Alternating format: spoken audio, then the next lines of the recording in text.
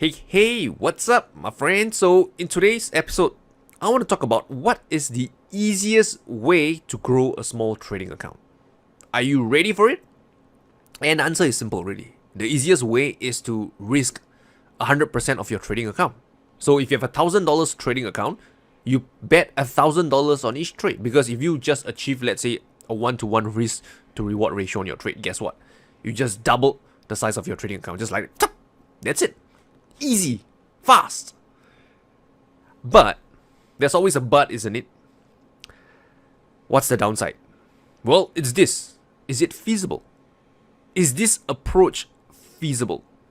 So yes, right, you can double your trading account in one trade or maybe even, in half a day. But is this something that you can do consistently over the next 10, 20, 30 years? And the answer is no, because it's a matter of time, I guarantee you, before you hit a losing trade or a series of losing trade and you lose everything and more. So clearly, right, growing a small trading account quickly and easily can be done. But the feasibility is a different story. And this is something that every trader must consider.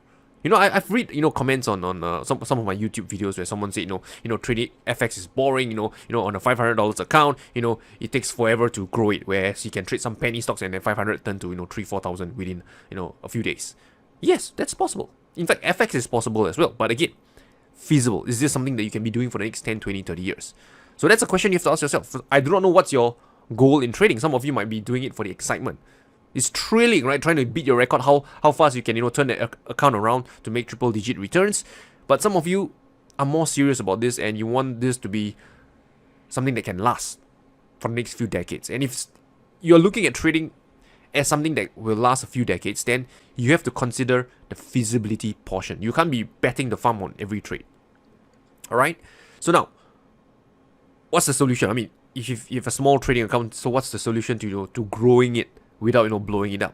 And few things to bear in mind. Number one, you got to manage your risk. You can't be betting 50%, 100% of your account on each trade because it's a matter of time before you lose it all. So you have to dial down your risk, right, to be risking like 1% of your account on each trade. And now some of you might be thinking, but Rainer, 1% of my account on each trade, if I get a 1-to-2 risk reward ratio, Rainer, that's only a 2% gain. Yes, I know 2% might sound little, right? But it's all about perspective, and I'll talk more about that later on. But yes, I agree. 2% may not seem a lot, but when you compound it, right, that little tiny bit of return, right, can snowball into something big in the future. And that's why, I bring up again, right, what are you looking for in trading? Are you looking for something, fast and crazy, or something that is, slow and steady? Longevity, or, are you looking for marriage, or are you looking for one night stand? That's my question to you. You get my point, okay? So number one, you have to manage your risk.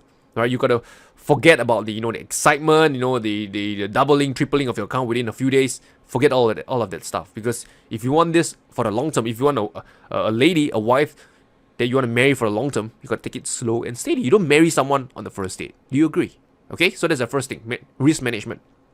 Second thing you need to do is you gotta add funds regularly to your trading account. So let's bring back to a $1,000 trading account example. Now, some of you might think $1,000 is not even a small account. It might be a huge account, especially for those of you who might be in India, South Africa. Some of the audience are down there, and then some of you might be in the United States or Singapore, where $1,000 is a small account. So I'm just gonna keep things like kind of universal. I just keep things simple. $1,000. It might be big or small to you, right? That's something that it can't be helped. Okay, so if you have $1,000 trading account, and let's say you compound your return for 20 years, and each year you make an average of 20%.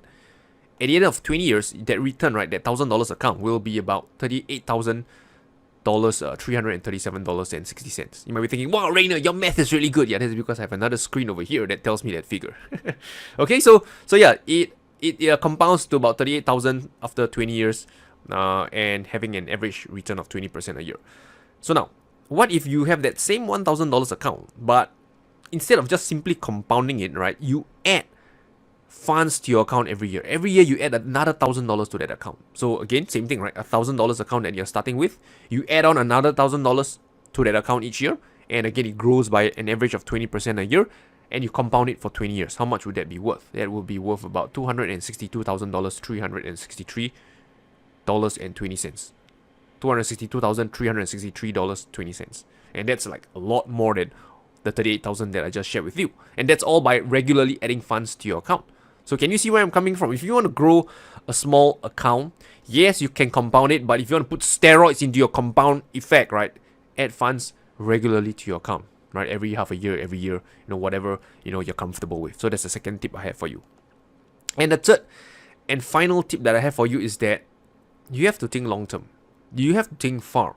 And the reason for this is that just look around you, right? If you want to be a doctor, you want to be a neurosurgeon, you don't become one after taking a weekend course or seminar. You probably study medicine for like 5 or 6 years. You go to the hospital, you be an intern, you be a resident, a few years under someone's apprenticeship, and then finally after 10, 15 years, you become a neurosurgeon. Or if you want to be like let's say a top salesperson in your company, you go through their training, you learn the products for the first few years, after which you learn about human psychology, persuasion, maybe after 5, 6 years, you become a really good salesperson. No one gets good, no one gets great straight out of the door. Or how about the Olympic athletes, right? Those 100 meters sprinters, 200 meters. They don't just take up a weekend training, a year training, and they just get good at it. They spend their entire life, right, just for that Olympics, which occur once every 4 years. They probably has 15 years of 20 years of preparation.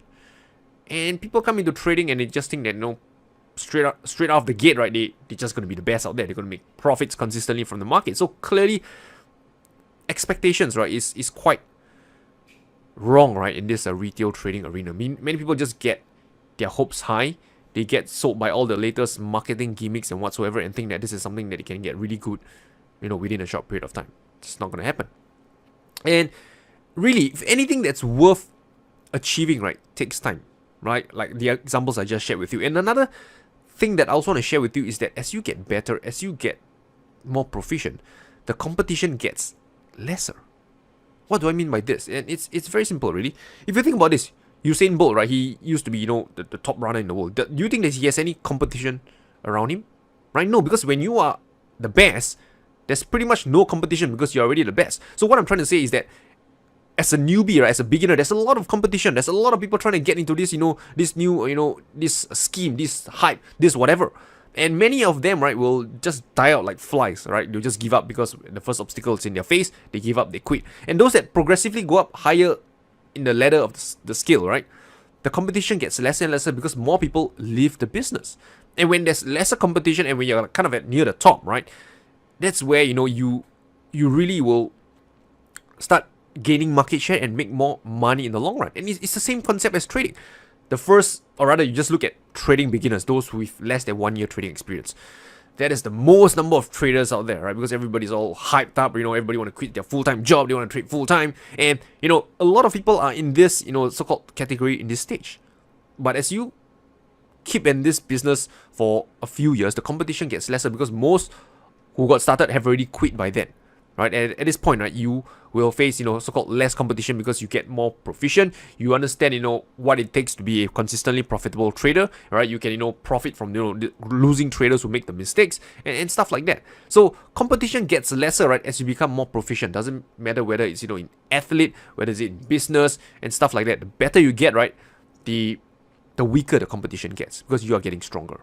Okay, so same thing for trading, right? If you want to get better at trading, you got to put in time, you got to think long term. Okay, there is no shortcuts over here, right? There is shortcuts, but it always comes with a cost. And can you justify the cost? And I'm guessing most of the time you will not be able to justify the cost. All right, so really, right, that's all I want to share with you in today's episode. Hope you got something out of it. And with that said, let's do a quick recap, right? First thing first, right? You can easily grow a small account, but the risk is that you will lose everything and more. So feasibility-wise, you have to consider about that.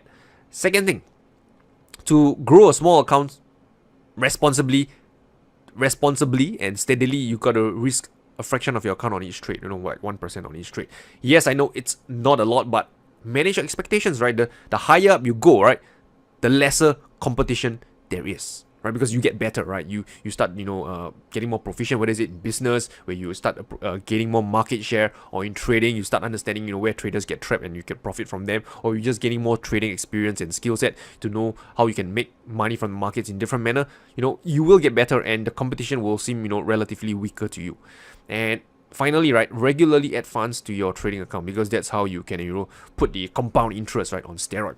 just inject with more, whatever steroids there is. Okay, so with that said, I have come to the end of today's episode, and I will talk to you soon.